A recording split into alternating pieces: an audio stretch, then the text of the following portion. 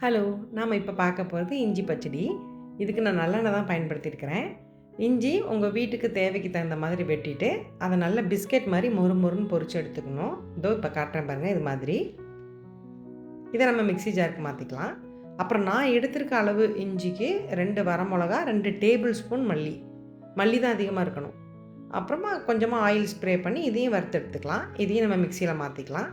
இப்போ சின்ன வெங்காயம் ஒரு 10 பல்லு, கொஞ்சமா தேங்காய் ஒரு 3 பத்தன்னு வச்சுக்கோங்களேன். அப்புறமா கருவேப்பில ஒரு கொத்து. எல்லாம் போட்டு நல்லா வதக்கி இதையும் மிக்ஸி ஜாருக்கு மாத்திக்கலாம்.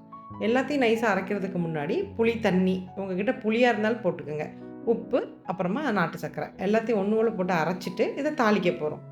தாளிப்புக்கு அதே நல்லெண்ணெய் கொஞ்சமா பயன்படுத்திட்டு, கடுகு, ஜீரகம், அப்புறம் பெருங்காயம் எல்லாத்தையும் போட்டு தாளிச்சுட்டு இதையும் சேர்த்து கொட்டிட வேண்டியதான். மிக்ஸி கழுவி அதையும் சேர்த்துக்கலாம்.